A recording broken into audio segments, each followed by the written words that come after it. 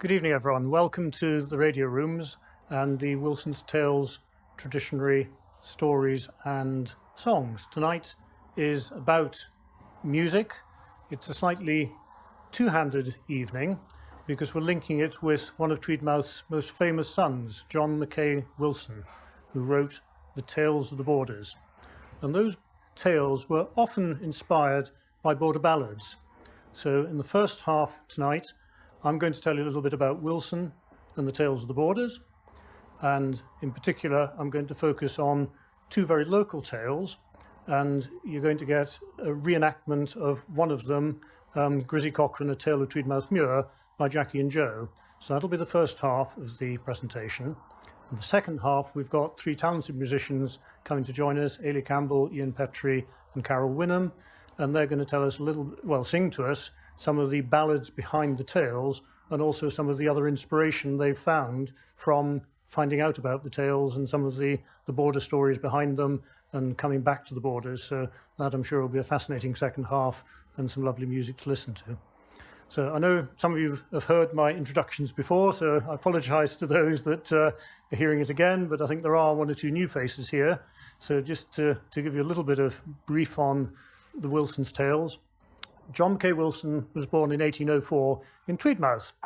His father came from Duns and his mother from Tweedmouth, so very much a kind of cross-border personality.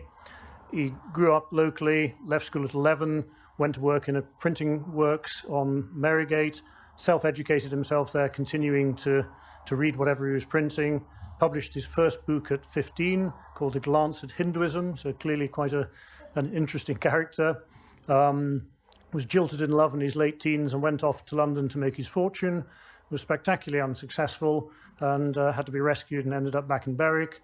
He then spent the next 5 or 6 years as an itinerant lecturer in poetry, working as a lawyer's clerk and doing whatever he could to make ends meet. He did write a couple of plays, he wrote lots of poetry himself and a few short stories.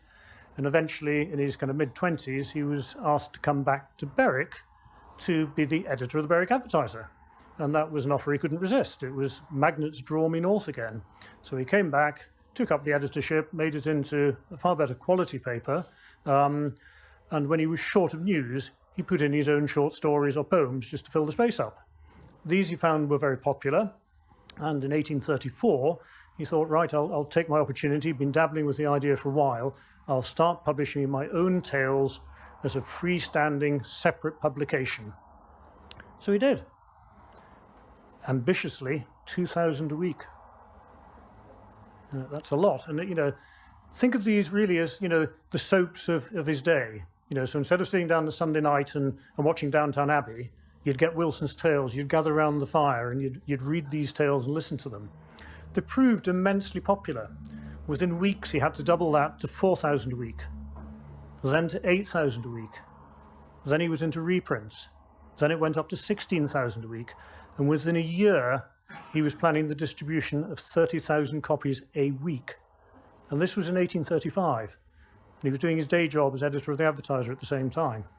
So they were massively popular. Unfortunately, however, it took a toll on his health. And he died at the age of 31, just a year into that project. So he didn't even fulfill it. But they'd been so massively popular, it was sort of said in the edition that announced his death, that, there are tales as yet untold, and his poor widow needs your support, so please continue to buy them. So the tales themselves continued for another 5 years. So eventually 312 editions were published. And they spread around the world. They were seldom out of print for about 150 odd years. Hugely popular. And all this from a chap from Tweedmouth. And if you want to go and find out more about him, have a look at our website. We've left a little card on your tables. His gravestone is down in Tweedmouth Church. He actually lived not far from here either. His house was at the top of Kiln Hill, demolished when they put the new road in for the new road into Berwick. So very much locally based. Just to show you the tales themselves, these are some of the originals. This is number 117 I just happened to have opened, published on Saturday, January the 28th, 1837, price 1.5 sketches from a surgeon's notebook. So they came out like this, about 8 pages, and then people would often at the end of the year bind them together into one volume like this. They were republished extensively through the 1800s. This was an edition that came out in the 1870s, 1880s, again weekly, and again you find these are often bound at the end of the year into rather fetching volumes. Still popular in 1968. Judy for Girls, 1968, has a cartoon version of which you'll see more later of one of the tales you're going to hear tonight about Grizzy Cochrane, A Tale of Tweedmouth Muir. I'm not going to tell you much more about that because I don't want to steal the thunder of the presentation you're going to get. But it has been around for quite a while. We actually, this week, were contacted by a professor researching early Scottish literature in the 1800s to say that the tale had turned up in 1833 in a Canadian publication for gentlewomen a year before it was actually published in the Tales. So Wilson was obviously having that tale published elsewhere. And for those of you who want something to take away tonight, we have the 1935 Friday Afternoon Stories as a teaching aid for teachers of that same tale. So, very popular. What we've been doing with the Wilson's Tales project, which has been running about 8 years now, is to revive interest in the tales, to make people more aware of them. We did a pop-up museum ourselves a few years ago. We have a permanent exhibition in the Berwick Heritage Centre in Walkergate, and we have 2 or 3 live events like this a year. The next one is, I think, the 5th of August at Thirlestone Castle, where we've got an invite to go and have a picnic and a look around the castle, and then we're having a live tale as we go around. So please get added to our email mailing list if you want to find out more about that.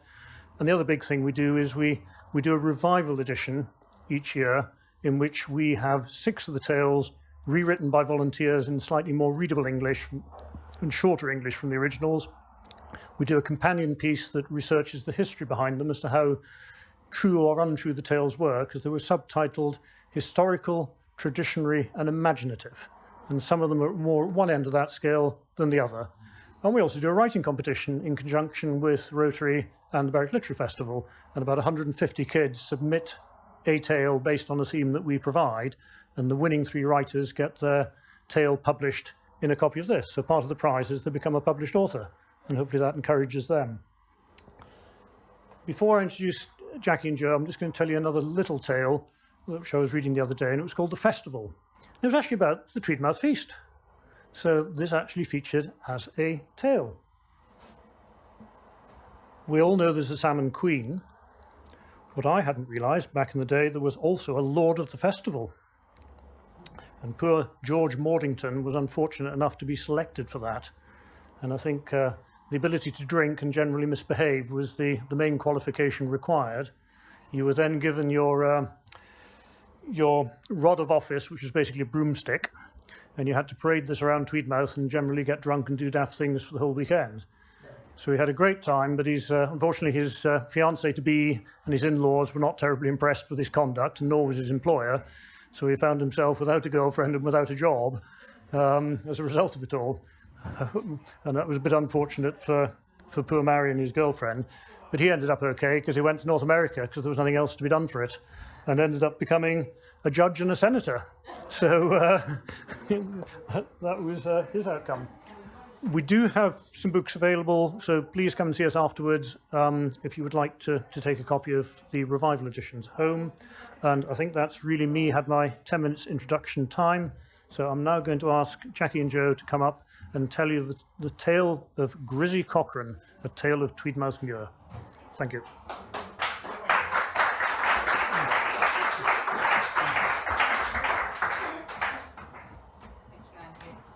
Thank you, Andrew. Well, this is the tale of Grizzle Cochrane, as Andrew's already intimated. It appeared in Wilson's Tales of the Borders in the 1830s, when, of course, there was no TV, no streaming, no social media. And as you'll know from Victorian photographs, the world was entirely black and white in those days, and sometimes shades of sepia on sunny days. Back then, people had to make their own entertainment with household items like lantern slides and cheap gin, and we're going to try to reproduce that this evening. So while Jackie and I tell you the story, we're asking you to actually make it entertaining. That's right. It is audience participation, And if that sounds a bit uncomfortable and embarrassing, don't worry, because this is COVID secure audience participation. This means, for example, we will not be asking you to get up on stage or indeed snog a cabinet minister. We were going to ask you to shout things out. But no, we've changed that for COVID reasons. And instead, we'll be asking you just to say things in a nice conversational tone, as if you're just talking to your neighbour. I mean, maybe that might be the way to do it. I mean, all of this sounds quite simple, but don't worry, we're going to make it as complicated as we can. Yeah. So here are the guidelines. We'll just wait for these lovely people to take a seat, and then I'm going to run you through our guidelines.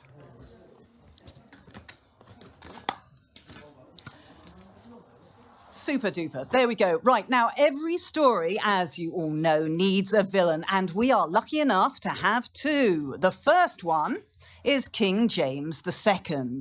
Now, very good. Oh, you've got this already. I mean, I can throw these out the window. Perfect. Now, in this story, he's not a very nice man. So when he makes an appearance, just as we've already practiced, we'd like you to heighten the drama by saying this. Yep, boo. Very good. Not too loudly, but do feel free to also shake your fists if you feel called to do so. And again, do it quietly. Perfect. Okay, so that's that. Our other villain is Father Petrie. Yay. Yeah. Now, Father Edward Petrie, who, as you can see from the picture, bears no relation to the very good-looking Mr. Ian Petrie, who we'll hear from later. In fact, Father Edward Petrie is actually a bit of a serpent, so a quiet sss would be quite appropriate when he appears. That's right, not too loud. Right, let's have a go. Oh, yeah, I like it. Very nice. Now, what about the good guys? Come on, we're going to meet Grizzle Cochrane's dad, John Cochrane. Frankly, yeah, you're nearly there, but frankly, he is a bit of a liability. So when we encounter him, let's just express our concern and maybe a little bit of disappointment. So I think what we can do is say, oh dear. Okay, so let's just try that. Oh dear. Very good, very good. That's absolutely lovely. And speaking of lovely, here comes the central character of our tale, our heroine, the very, very bonny Grizzy Cochrane. Now, she's smart, she's feisty, but because she's a young woman, the most important thing is that she's bonny. And whenever she enters the room, okay, whoever that was before, this is it, this is your moment to shine. Everyone wants to say, hurrah. That's right, well, you sounded a bit depressed. I mean, it is, although you're only saying it, it is quite a cheerful thing. It is hurrah. Yep, very good. Yes, lovely. Hurrah for Bonnie Grizzy. So now you know your lines, and as you can tell, we're just as rehearsed as you are, and you've rehearsed everything extensively. As the narrative progresses at breakneck speed, I will give you cues for when you have to do your boos, etc. And actually, speaking of breakneck speed, we're also going to need sound effects, and there are going to be hoofbeats. Galloping hoofbeats. Now, we don't have a... Oh, did you bring the horse? Oh. No. Okay, we don't have the horse this evening. It's just the way it goes. We don't actually even have 2 coconuts. But it doesn't matter because we can just do this. Now, I have to give credit to Ailey, who reminded me how to do this. So you can either credit her or blame her.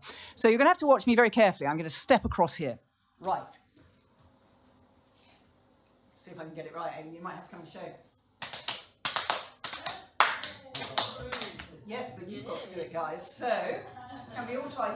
You might not be able to do it. You can do it while you're sat down. So, it's a clap, slap, slap, clap, slap, slap, clap, slap. Oh, it sounds like a stampede. Keep it up, keep it up. This is fantastic. Very nice. Now, so I'm going to hold up a galloping horse beat sign for that one. Now, the thing to remember about these galloping horse beats, yeah, it hurts your thigh, doesn't it? I agree. Mine's black and blue from practicing.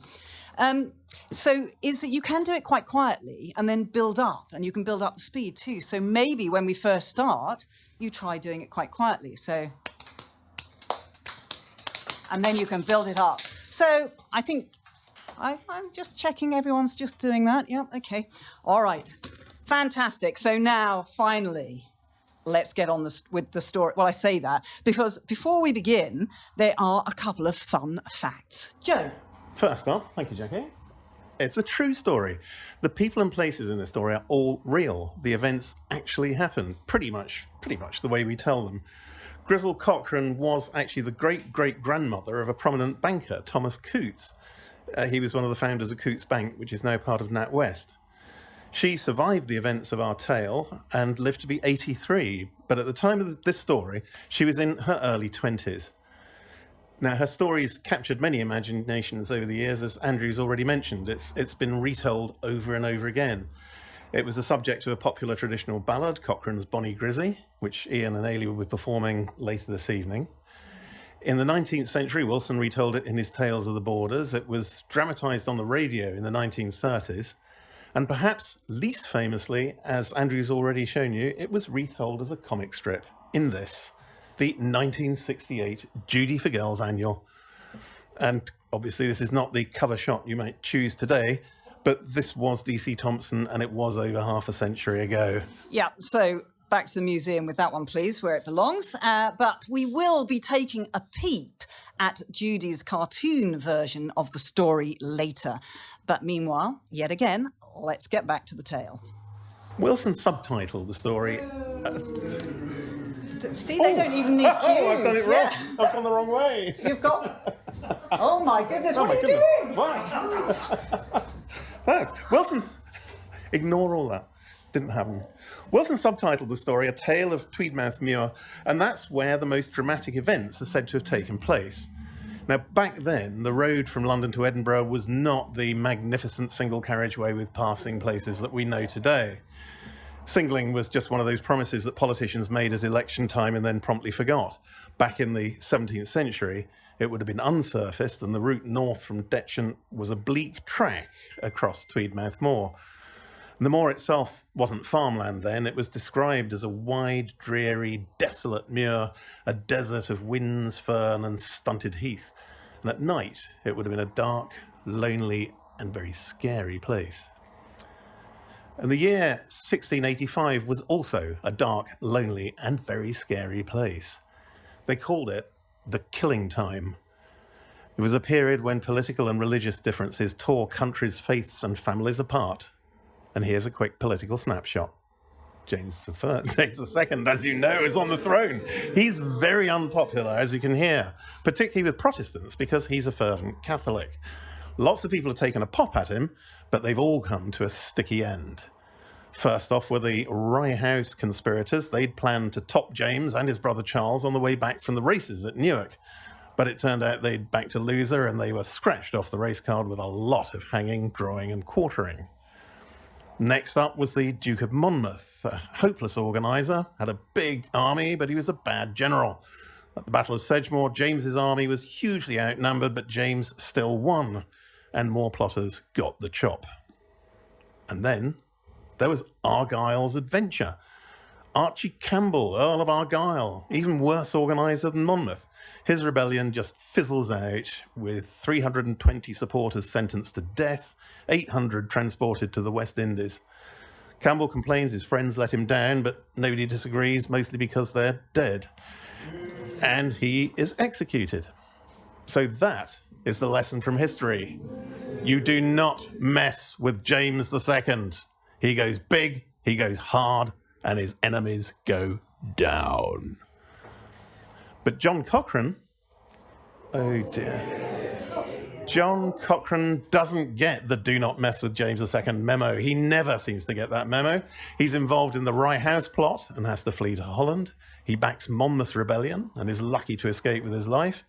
And then, undeterred, He joins Argyle's adventure. This man is a death wish in human form. You would not want to be his daughter unless you longed for orphanhood. But Grizzle Cochrane, lovely Grizzle Cochrane, was his daughter, and she loved her dad. Look, here she is in Duty for Girls. See how bonny, see how composed and beautiful she looks as her dopey brother tells her their dad's in jail again. Even when she's surrounded by a baying mob in Edinburgh, she remains composed, compassionate, a little dewy-eyed perhaps, but undoubtedly, undeniably, indisputably bonny, because bonniness is Grizz's USP. Unfortunately, her dad's USP is annoying James II. And as everyone knows, even here in 2021, you do not mess with James II, which makes John Cochrane a bit of a liability for Bonnie Grizzy. So, our story begins with her dad in a dungeon in Edinburgh Castle. Oh, poor father. She cries in a surprisingly bonny manner. Cochrane's cell is dank, dark, and very smelly. Archibald Campbell has already been executed, and Cochrane will be next. He'll be paraded through the streets of Edinburgh to the Grassmarket, where he will kiss the maiden. And here is the maiden. It's a rather primitive guillotine, which was used in Edinburgh until 1716. It's now in the National Museum of Scotland, where it's used to trim the crusts off cucumber sandwiches in the cafe. Cochrane's sentence will be carried out as soon as the King's death warrant arrives with the mail from London. His cell is lit only by the fitful glimmers of light filtering through the gratings in the walls. The agony of farewells with friends and family has passed, and everyone has departed. And then, as twilight falls, his prison door groans open to reveal Grizzle, his beloved daughter. A damsel of commanding height and surpassing beauty, proud and courageous, she shone in the gloom of the cell as a light to her father's darkness. Given only a few moments together by the implacable jailer, they embraced fervently and exchanged impassioned words. Cochrane's death was imminent, and in his despair he accepted that it should be so. His one wish was to give her his final blessing. But Grizzle had other ideas. With passionate positivity, she dismissed his gloom-laden declarations, and as the jailer re-entered to escort her away, Grizzle announced firmly, "My father shall not die." Well, the odds are not good. But Grizzle has gained some vital information from her visit. The warrant has not yet arrived from London. The messenger isn't expected for 3 days. That buys some time for her grandfather, the Earl of Dundonald, who's made contact with the King's chaplain and advisor, Father Edward Petrie. No, come get it right. Oh, I'm following. Oh, yes, it's me next. There, I've got to get it right. A quick note on Father Petrie. Nobody likes him. Okay, in this contemporary caricature behind me, his resemblance to the devil is very much intentional.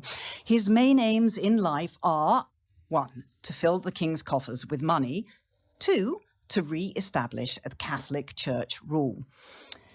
But he does have the king's ear, and if only he can be persuaded to plead for Cochrane's life, well, admittedly, that is a long shot for a family of Scottish Protestants like the Cochranes, but it is the only one they have. So, at this point, we'll leave the Earl in London seeking an audience with Father Petrie. We're going over the river now from the radio rooms and into town. In 1685, the main guard is still at the top of Marygate, and over the road there's a hostelry, probably about where the Brewer's Arms is now, so let's call it the Brewer's Arms. It's a gloomy, wet evening and the Brewer's Arms is quiet. Sitting on his own is a young man, a stranger we must assume, nobody seems to know him, quietly finishing a glass of wine and a crust of bread. Now, looking back on that night, nobody had noticed anything particular about the stranger. A travelling man, presumably. I mean, his clothes were rustic, and he kept his features close covered. As if actually he didn't want you to notice anything particular about him. Now, as he left the Brewer's Arms on that fateful night, the sky darkened like a bruise. It was set to be a wild and stormy night. When he reached the gate at the foot of the bridge, the sentinel called out a warning about the impending storm. But nothing daunted, the man passed on. By the time he reached the wild wastes of Tweedmouth Muir, he was lashed and buffeted by the icy rain and whirling winds. Eventually, worn out, he crouched behind some blasted bushes and waited. But waited for what? Nobody in his right mind was going to cross Tweedmouth Muir on a night like that. Except, of course, someone whose livelihood depended on it. Galloping through the storm came the intrepid postboy, braving all that the heavens could throw at him in order to deliver the mail. Mail which, that night, contained the deadly warrant which would seal John Cochrane's doom. Nearer and nearer sounded the gallant horse's hooves, the postboy's head lowered against the driving rain. And then, suddenly, in a rush of confusion, the horse was spooked, the reins were seized, and the postboy was confronted by a ghostly figure brandishing a pistol. Defenceless, terrified, he was dragged to the ground where he lay senseless. The apparition seized the mailbag and melted away across the bleak wastes of the Muir, leaving the sodden lad gasping his anguish to the unheeding skies. In the cold light of dawn, when the wind had dropped, a small group of worthy Berwick townsfolk made a search, directed by the traumatized postboy. But of course, they found no trace of the wily stranger. 3 days passed. As no warrant had arrived in the Edinburgh prison, John Cochrane was given a stay of execution. And meanwhile, the Earl of Dundonald had managed to approach Father Petrie and intercede for Cochrane's life. But it was to no avail. Petrie saw no benefit in clemency and said so. The king lost no time in signing another death warrant, and the mail was dispatched to Edinburgh. At the prison, news of Petrie's obduracy had already reached faithful Grizzle, constant companion to her father in his hopeless state. But she never lost heart. Once again, she declared to herself, "My father shall not die." Let's spare a thought now for the postboy. Once bitten, twice shy. He's armed himself with a pistol this time. These are ruthless times, and he knows a Borders highwayman won't hesitate to kill.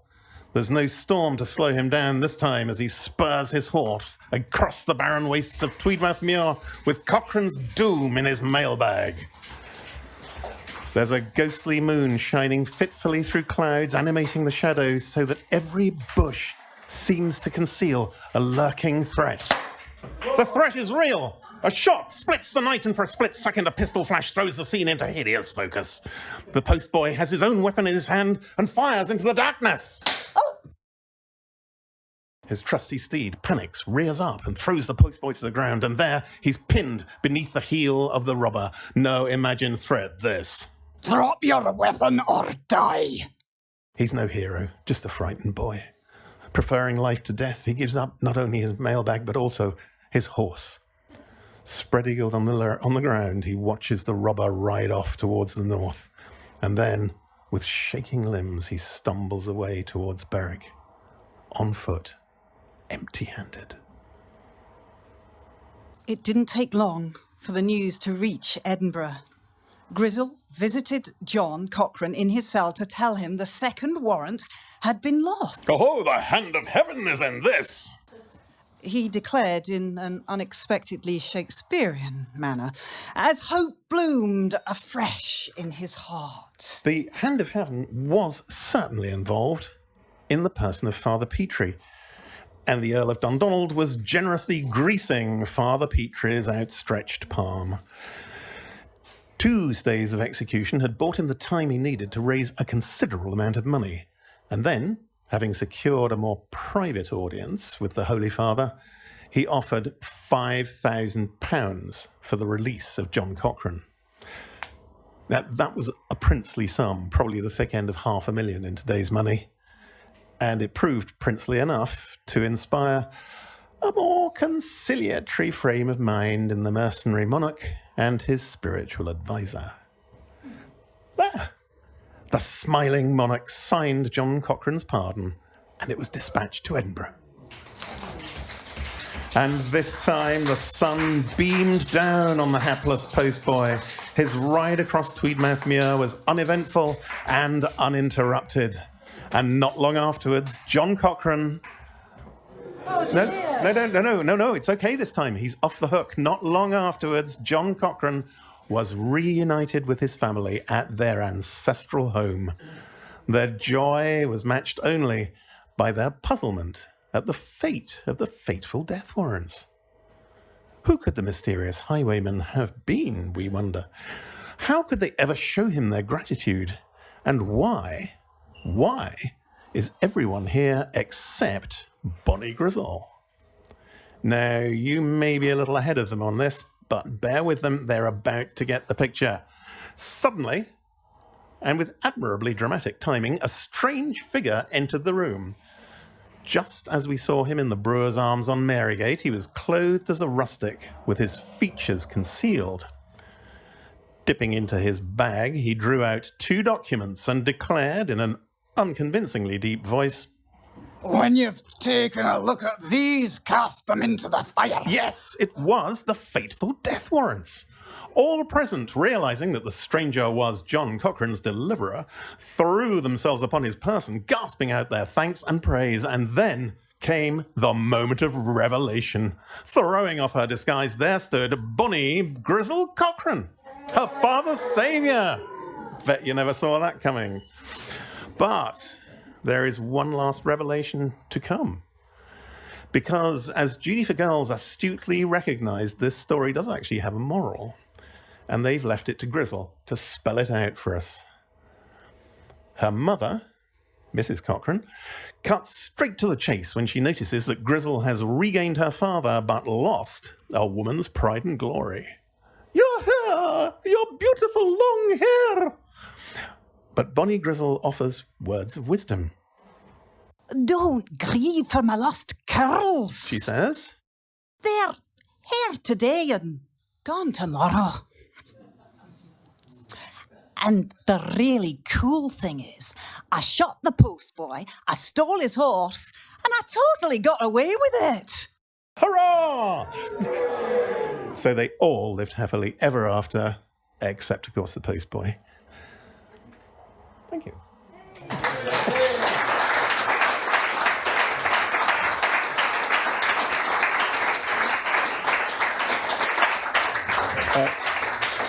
Thank you. And in conclusion, we'd like to thank Christine Fletcher for taking the original tale and retelling it in modern language. We've taken rather a lot of liberties with it tonight, but you can read her proper version in Volume 6 of the Revival Edition, which is on sale here, in the corner, over on your right. We're going to pause now for just a few minutes, so do take the opportunity to order loads more drinks. Coming up next is Carol Wynnum, who is going to perform some traditional folk songs from the Borders and Northumberland on the traditional folk themes of love, money, politics, and, because this is the Borders, probably also death. Oh dear.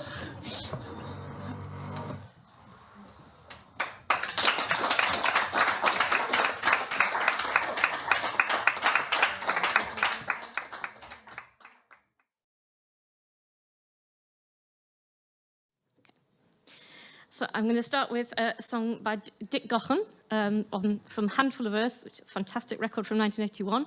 If you've heard it before, you'll have probably heard the Capercaillie version. It's based on a poem by the Ettrick shepherd James Hogg, so roughly contemporaneous with Wilson, but Gaughan rewrote some of the words, and he talks really nicely about unifying both sides of the Tweed rather than being Scottish or English, but uniting to combat a common enemy. And I would say, as someone who's come back to Berwick after 25 years down south, that's the way to go, believe you me. So this is Both Sides of the Tweed.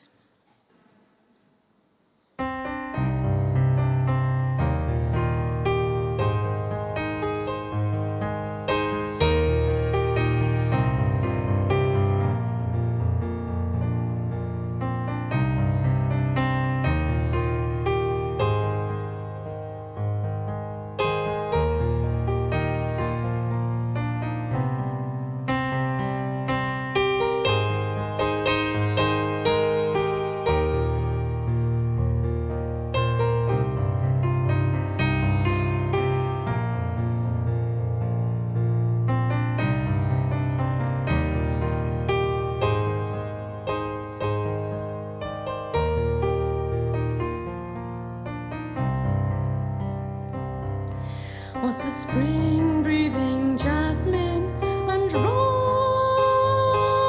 What's the summer with all its bright strain? Or the splendor of autumn to those who've bartered their freedom for gain? Let the love of all and sacred rights to the love of all people succeed. Let friendship and honor unite and flourish both sides of the Tweed.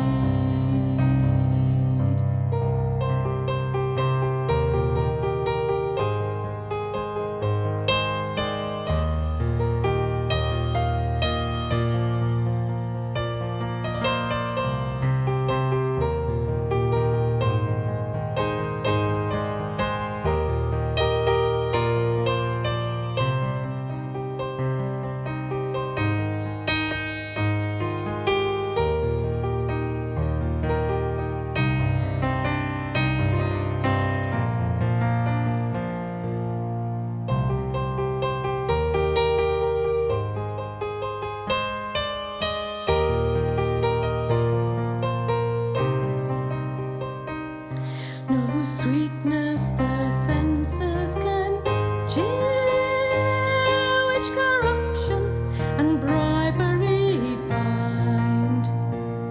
No brightness that gloom eclipses,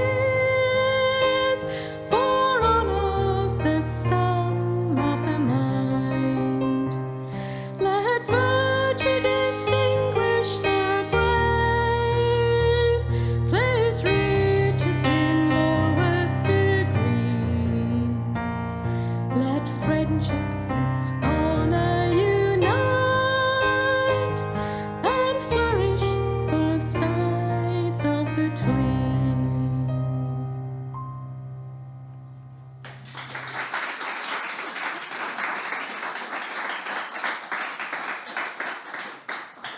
Thank you. I must confess to being somewhat nervous. I'm not a solo performer normally. First time I've ever done a solo gig. So, so if I'm a bit like that, that's why. Okay. I have found a border, specifically border tune. It's a text by Sir Walter Scott, written in 1971. That's when I was born, 1791. And the tune first appears in Hogg's Jacobite Relics in 1819.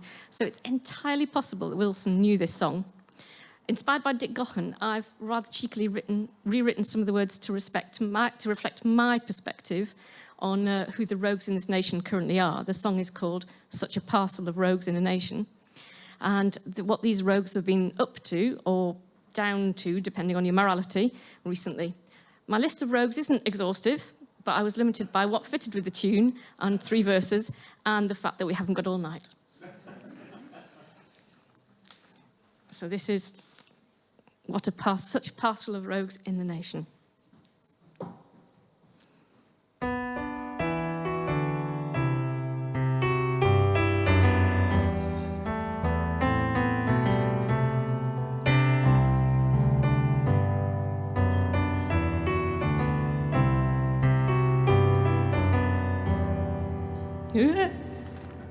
That's not supposed to happen.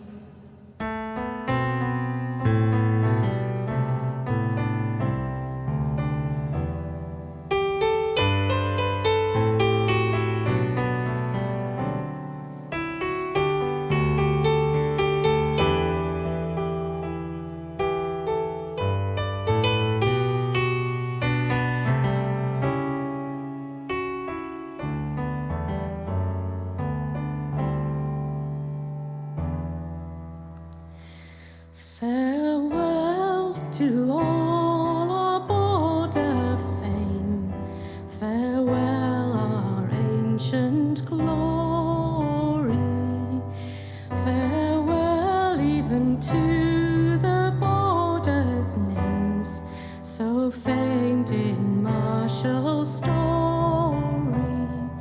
Now song runs over the Solway sands, and Tweed rises to the ocean, to mark where England's province stands, such a parcel of rogues in a nation.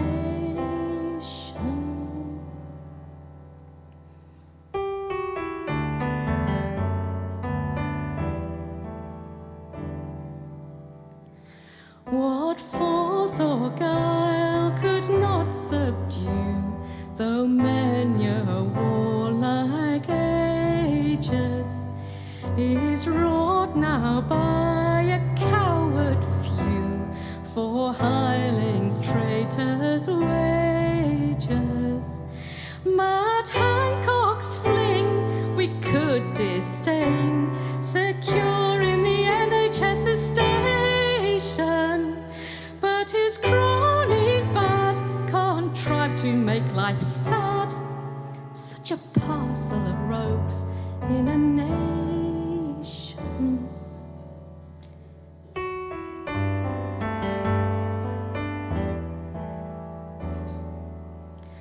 Oh, would I had no seen that Johnson came to power, my young, all right, middle-aged head hath lied in clay, cause of Govry smog and all that useless shower.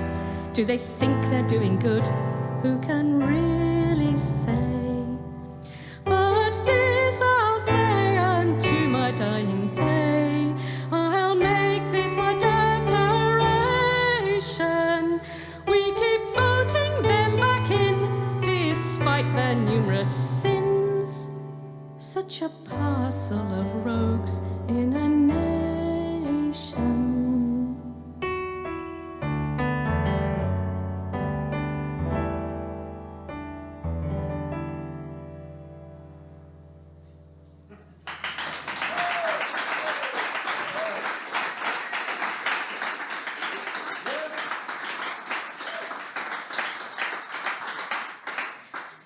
So sorry if anyone was offended by that.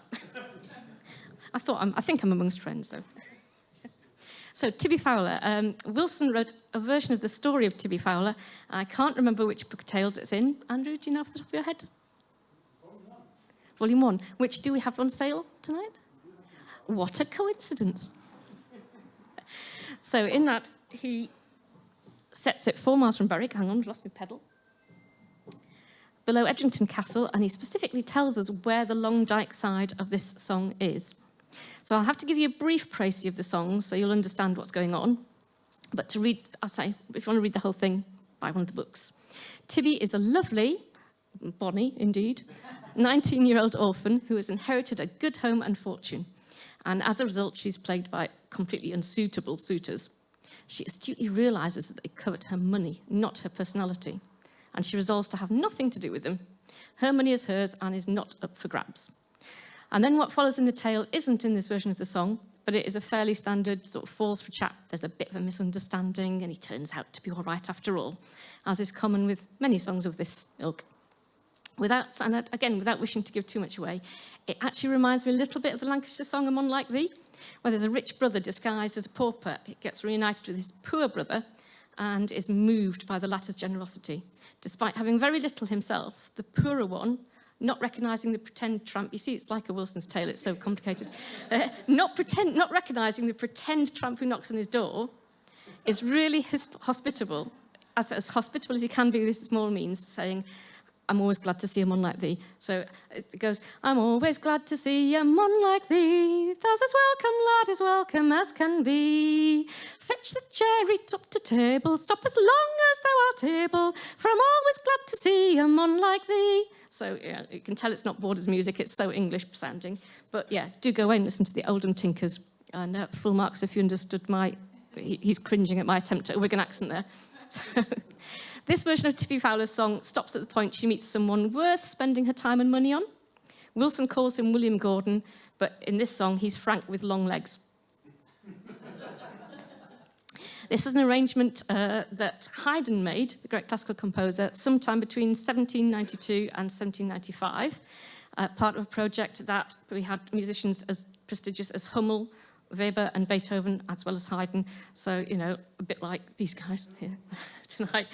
So a very prestigious project. He got paid 200 ducats, Haydn, for these arrangements.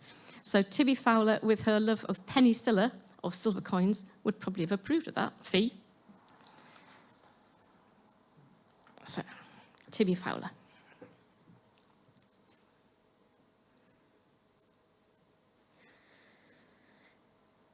Tibby Fowler of the glen, there's many a man wooing her. Tibby Fowler of the glen, there's so many wooing at her, courting at her, wooing at her, seeking at her, cannot get her, filthy outfits for her pelf, that all the lads are wooing at her. Pelf, by the way, is wealth, basically. That is the word that is in the song. 10 came east and 10 came west and 10 came roaring o'er the water. 2 came down the long black side, there's 4 and 20 wooing at her, courting at her, wooing at her, looking at her, cannot get her, filthy outfits for her pelf, that all the lads are wooing at her.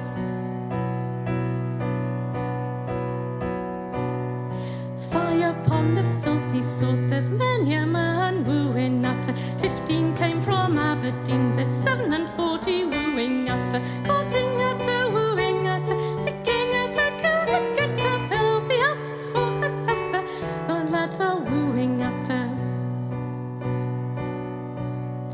Be a lassie ne'er so fine, gin she wants the penny siller, she may live till 99, till she get a man at her, courting at her, wooing at her, seeking at her, cannot get her, filthy outfits for her pelf, that all the lads are wooing at her.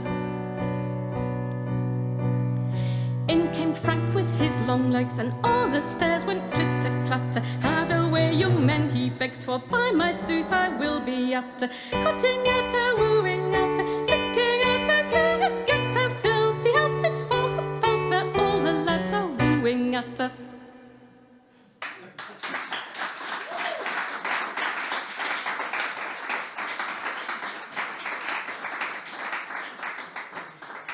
Thank you for tolerating my first attempt at a solo performance, but I will hand over to some people who really know what they're doing now.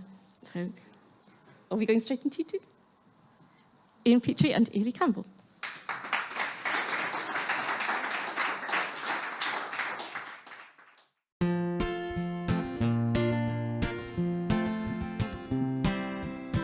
This one's a little bit wordy. Listen now, both great and simple, while I croon to you, my son. Ere such another damsel peer will cease to wag her lan. For she is the flower of all of the bower, my blessings on Cochrane's bonny grizzy. Is it me? Okay. Our father went down to the road, nope. Our father lay down in the Edinburgh jail, wearing fast unto his sins. As his mount be set clean from his shoulders, where the warrant the king shall send. Singing ways with me, with a tear in her ear, did Cochrane's bonny daughter mourn. She kissed her father's lyred locks and kempt for many a day, and she said, to save my father's life, I all been ken away. Give thee thy love, that I fortune prove, Cochrane's bonny daughter. She rode away to the straggling tune o' Berwick Haddington, then by Dunbar to the Coppersmith, till to Berwick she has come. And she rapid cried loud on the barred gate, did Cochrane's bonny daughter. She reached into her her saddlebag with trunks and a doublet fair. She cut off with a folding knife her long and raven hair, and she dressed herself in laddie's place, did Cochraine's bonny daughter. A horseman rode into Belfort to what to carry the London mail. Maud Grizzly she sought the postal out, and there with a couthy tale Foregathered we the London post was Cochraine's bonny Grazie. But the king can write another brief for a first be stone, and once again the fellow rode with a warrant for the London town. Now tell the lads what can she do, for the heart o' Grazie sank. as he came for insta Fenwick Wood. From the wind which he shot at a flame, his dappled filly reared up in fright, and backward over he came. A hand on his craig and a foot on his mouth, 'twas Cochraine's bonny Grazie. I will not take thy life, she said, but give me thy London news. No blood of thine shall soil my blade, guinea, if ye didn't refuse. She pried the warrant and away she flew, with speed and the strength of the wild curlew. Love will make a folk grow kind, love will blossom where bud is not. Love has softened the kingly mind, she has mercy to the counsellor's court. Her friends at court have breathed the life of Cochraine's bonny father. She wedded unto a German knight, been his wife to the siren maid. She cast the laddie's clouts away, and her raven hair is grown again. What think ye of every degree of Cochraine's bonny Grazie? What think ye every degree of Cochraine's bonny Grazie?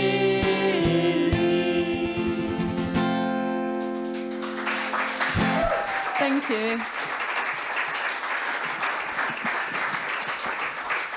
I'm really glad you liked that one. As you can probably guess, it's a bit of a tongue twister, so I'm quite glad that we got it almost perfect, but that's fine. The next song, I know I probably shouldn't have favourites for singing 4 songs tonight. I probably shouldn't have favourites, but I suppose it's kind of like children. You're not meant to have a favourite, but secretly you do. And if I did have a favourite, this would be the one. And the reason why I like it so much, sorry, I'm just going to fix my mic. The reason why I like it so much is that it is definitely a Northumbrian folktale. You know, it's set folktale. It's originally a Northumbrian folk song, because you know it's set near Bamburgh Castle, but it's definitely it's got wider links to the rest of the UK. So my personal favourite little link was that it's got mentions of the rowan tree, and for those of you who don't know, the rowan wood is meant to dispel witches' powers, so yeah, I really hope you enjoy. But another thing is that we do like monsters in myths and legends in this country. We do. We like the good beasties. And this tale is about a fair maiden who gets turned into a horrible creature, and it's not until her brother, the Child of Wind, comes to save her that she can return back into a princess. So I really hope you enjoy.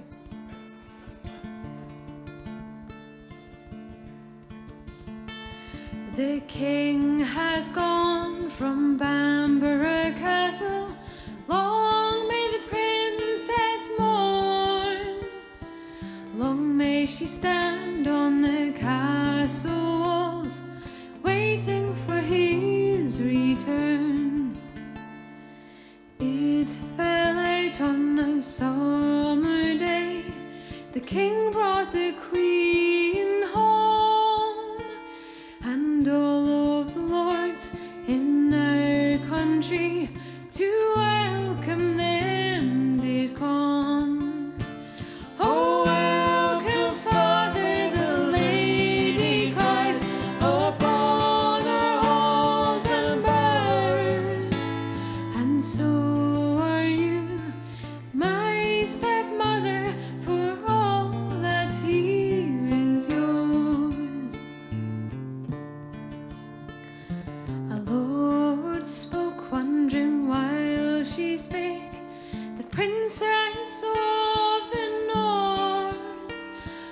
surpasses all in female kind, in beauty and in worth. The envious queen replied at last, you might have accepted me. In a few hours I will her bring down to a low degree. I will liken her to a lady one that walks about the stone, and not till the childy wind comes back shall she again be won. Word went east, word went west, word went north and south.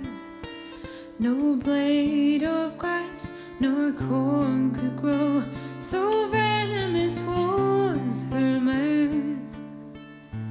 Word went east and word went west, and o'er the sea did go. The child of wind got wit of it, which filled his heart with woe. Oh, out and through this let us sail, and quickly let us sail. My only sister Margaret, something I feared doth ail. They built a ship without delay, with masts of rowan tree, with fluttering sails, silk so fine, securely got on to sea. The queen looked out of her bower window to see what she could see. There she spied a galleon ship sailing across the sea.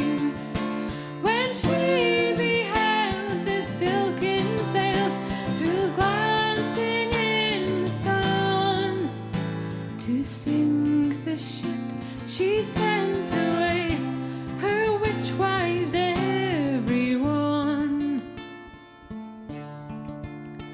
The spells were vain, the hags returned to the queen in sorrowful mood, crying that witches have no power, for there is rowan tree wood. The child then stepped out of her reach, the ship on bond of sand, then stepping into the shallow sea, securely got on to land. Now he has taken his very broadsword and laid it on the worm's head, and swore that if she did harm to him, then he would strike her dead. Oh, quit thy sword and bear thy brow, and give me kisses sweet. For though I am a poisonous worm, no hurt I'll do to thee. Oh, quit thy sword and bend thy brow, and give me kisses sweet. If I'm not one ere the sun goes down, one I shall never be. He quitted his sword and bent his bow, he gave her kisses 3.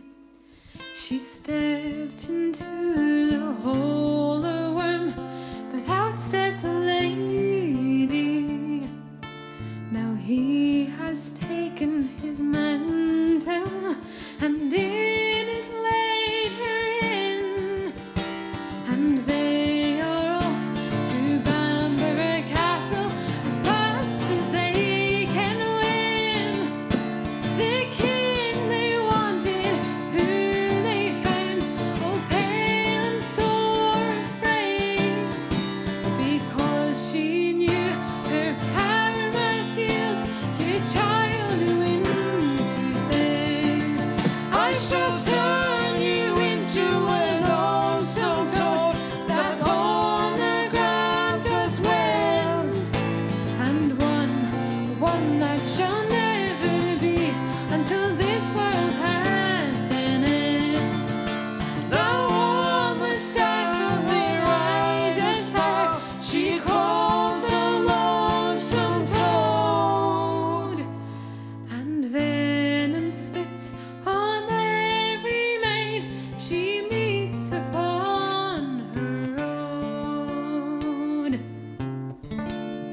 Thank you.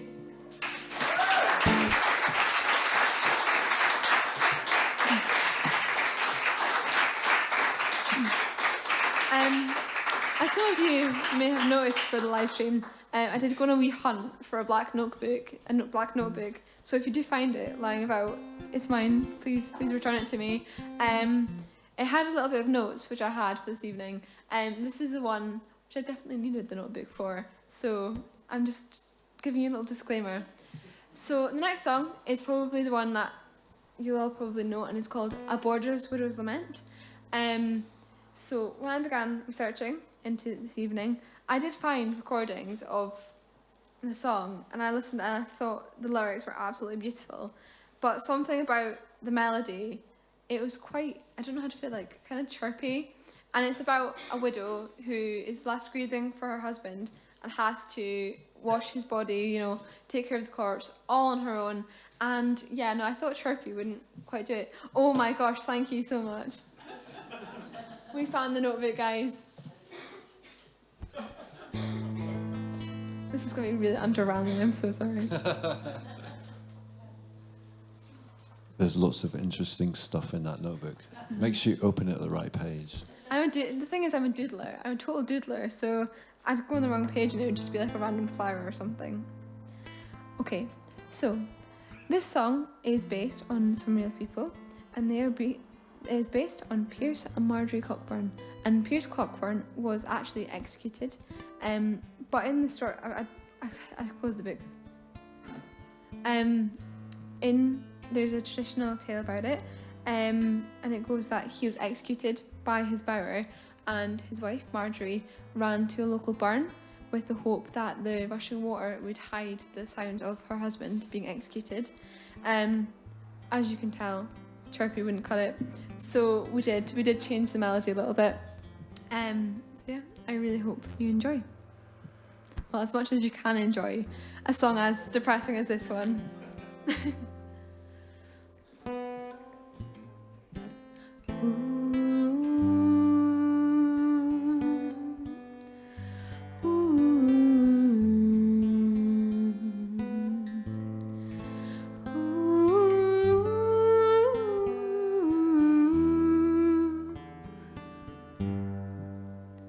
My love, he built me a bonny bower, and he filled it with the lily flower.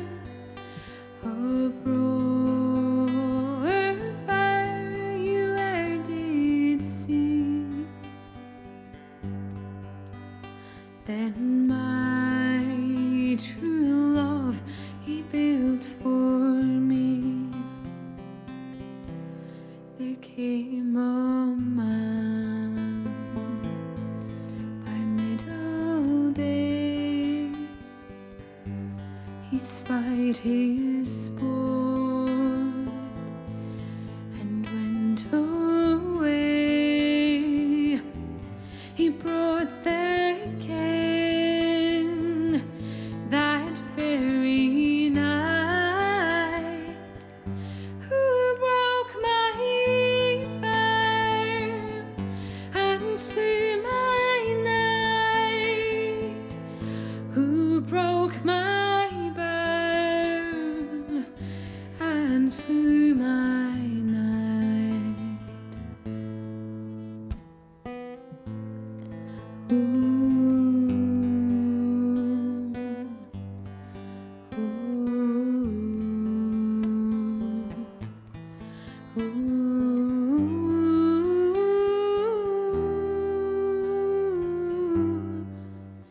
He slew my knight, to me so dear.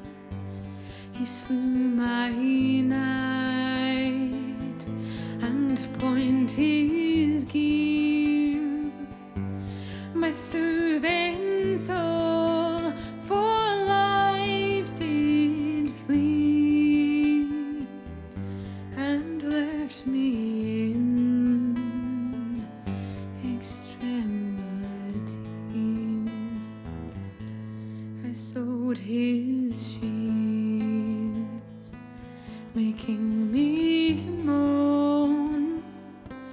I sewed his shears, myself alone. I washed his body night and day. No living creature came that way. But think ye not, my heart was sere.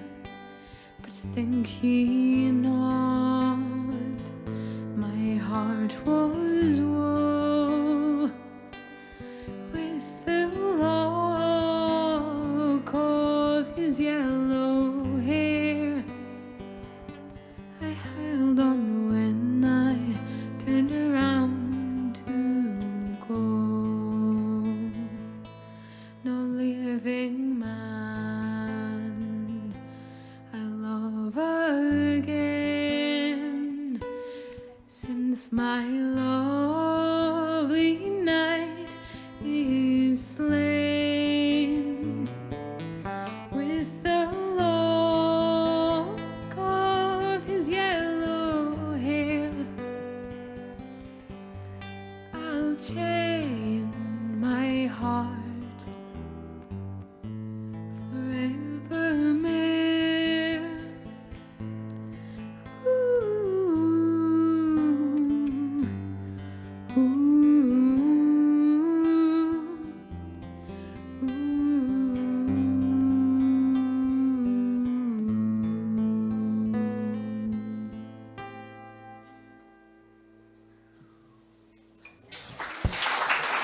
Thank you.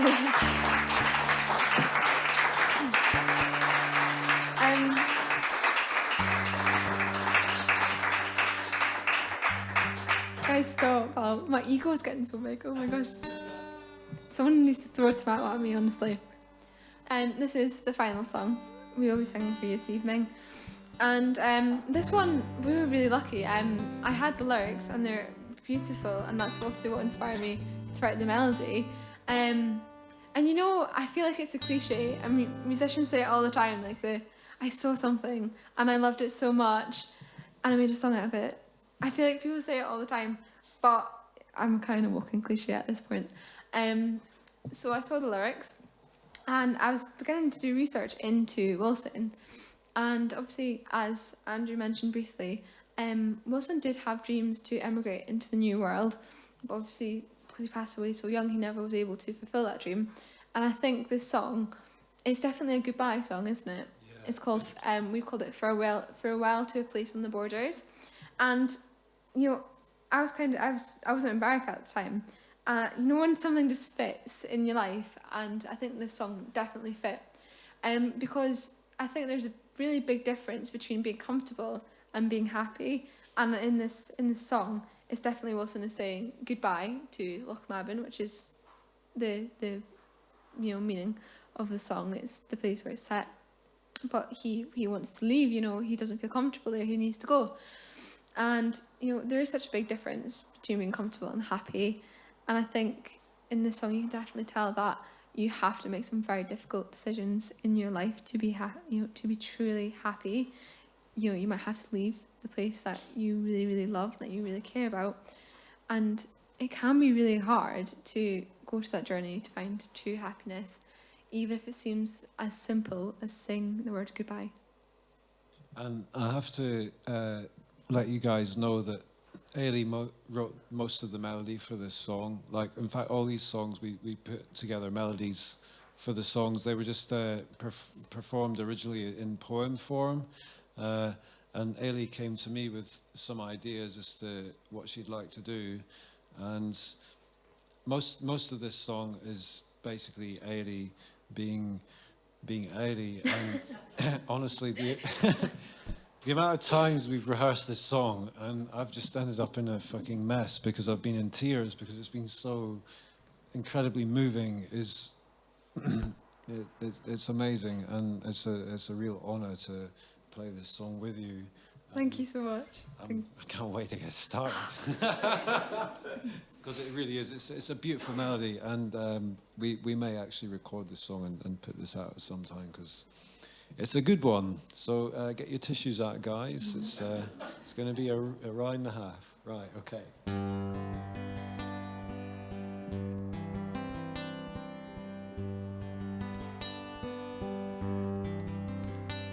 Loch my bin I from thee must part, 'tis destined so to be. Thy lovely locks, dear to my heart, I never more may see. The heaven of May is mirrored clear within thy waters deep.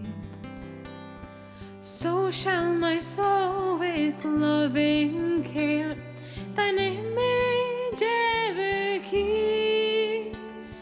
The water lilies there shall rest, and minnows round them play, and the coot shall build her floating nest when I am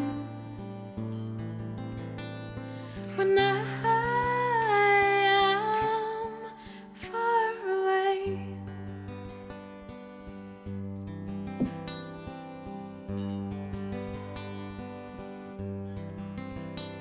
I've seen Edina's rocky walls, her palaces and her bowers, and I've gazed on London's lofty halls and monumental towers.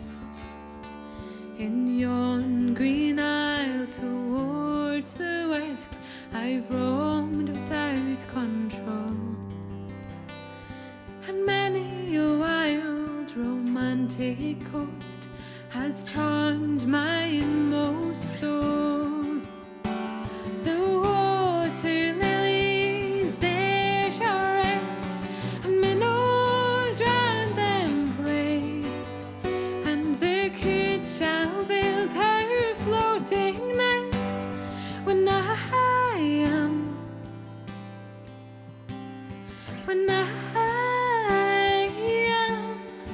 far away.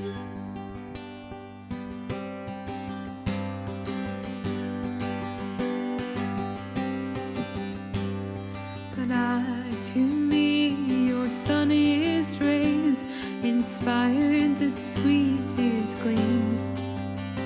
Where Bruce was born and summer days inspired my youthful dreams. But no more thy streams and glens shall bless my sight, Loch my bay. Farewell, farewell, lochs, woods and fens, farewell, my dear Loch my bay. The water lilies there shall rest, and minnows round them play, and the coot shall build her floating nest when I am far away. The water lilies there shall rest, and minnows round them play, and the coot shall build her floating nest when I am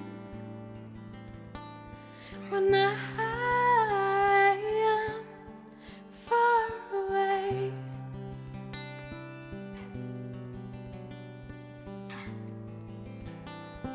When I am far away.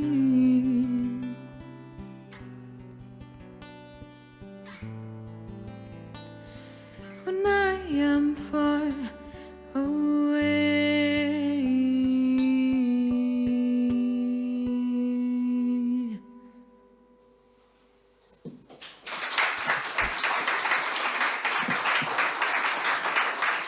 Thank you so much.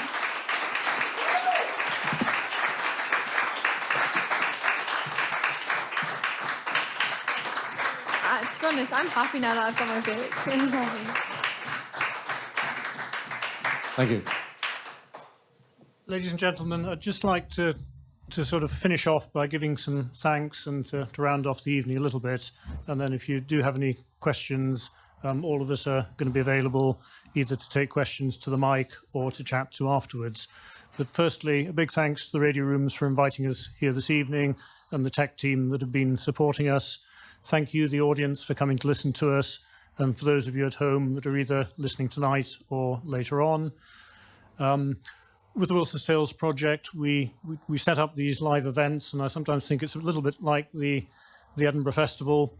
We kind of create a platform for creative types to come and retell these tales in different ways. And I'm never quite sure what we're going to get, but it's always interesting, it's always fascinating, and it's always great to see new life being given to these old tales. So thank you firstly to Jackie and Joe for their presentation of The Tale of Tweedmouse Muir.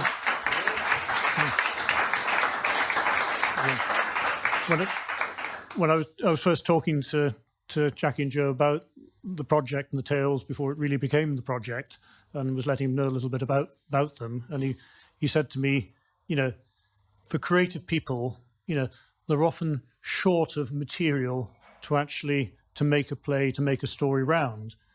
And Wilson's Tales were just a goldmine of great stories you can make a tale with. And Jackie and Joe, between them, have, you know, I think really quite enjoyed picking selective tales and making them into real fun, lively tales for everybody to enjoy. So I think the artistic skills come to the fore, both in terms of reworking them and presenting them. So, you know, it's been a great privilege to hear another of their tellings. Carol, who moved back to Berwick a year or so ago, and again, you know, is involved in the kind of museums and cultural sector, and has got involved with the project and has been a great asset and help to us in terms of helping with the marketing, and really volunteered just off the cuff to be part of this event. So she was also a musician, which I didn't know. And when we had our get together last Thursday as to how the night was going to run and what was going to happen, Ian and Ailey had done quite a lot of kind of practice and thought about it, and Carol at that stage hadn't quite worked out what she was going to do yet. So she's pulled that all together really in a week and put her own little twist on everything, and it was fascinating. It was great to hear. Ailey and Ian, you know, always a pleasure to hear them. And I think particularly Ailey, I mean, Ian came to me probably 4 or 5 years ago when he was looking for some help to raise some funding for a project he had in mind called Inspired. Now, some of you may know about that, some of you may not, but it's a program Ian's been running for 6 or 7 years now, I think locally, largely with teenagers in the town, in fact, exclusively with teenagers in the town, mainly from the high school. And it's about developing them as musicians. And he runs a series of masterclasses over the autumn terms. He teaches them about songwriting, about stage presence, about improving their musicianship, about having confidence in themselves. And it's been a tremendous program. And Ailey was one of the first entries to that. At 14, she joined that program. So it's been a real pleasure tonight to see how she's matured and grown from that. And, you know, I'm sure we all enjoyed that. And I think largely due to Ian's, you know, help, that sort of helped her get to where she is. And that's the sort of thing that quietly happens in the background in Berwick that we can all be proud of. And I think, really, I've heard The Border Widows sung quite a few times, but I think, you know, your setting of that I thought was absolutely superb. I think you'd hit that on the nail. You'd had the confidence to change it, do it the way you wanted to. One of the very first musical events we did involved the exotically named Electric Penelope. And she did the Ballad of the World's End for me in one of our events at Paxton House.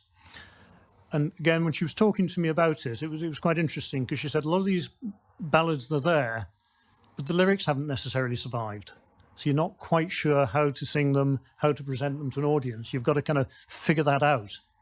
And when Walter Scott first went around the borders collecting these ballads with James Hogg, the Ettrick Shepherd, they were berated by James Hogg's mother, because she very, very strongly felt that these ballads were to be sung, they weren't to be written down. And when I first heard musicians singing these ballads to me, I could see exactly where she was coming from. if you read a ballad, you kind of, you lose concentration. But when you hear it sung to you, you get the emphasis, you get the speed, you get the pathos of it. And it just has so much more meaning and life to it. And that was where she was coming from. These need to be recited, they need to be sung, they need to be listened to, they need to be engaged. They're not something you can really read and get the same out of. So that was, quite insightful as far as I was concerned. And, I'm not a musician myself, but it helped me see into the musician's world. Anyway, that's enough from me. If any of you do have any questions for any of us, we'd be happy to take a few to the mic, or we are around afterwards. As I say, there's a little bookstall in the corner if you want to buy some of our revival edition tales. So, buy a book. Sing us a song, Andrew. or if you don't, no, you really don't want to hear that. You really don't want to hear that. If you don't want to take a book home tonight, we do have a website, and there's a little shop facility on the website to buy books. And there's other tales and films you can see there for £1. Again, particularly strong local one done by Northumberland Theatre Company, the Adventures of Lancelot Errington and his nephew Mark, A Tale of Lindisfarne. And that is, again, sounds an complete Shaggy Dog story, but is essentially a true tale of the Jacobite Rising. So do we have any questions from the floor, or shall I let you put your next drinks order in and call the night an end? No, right, I think we'll just... Thank you.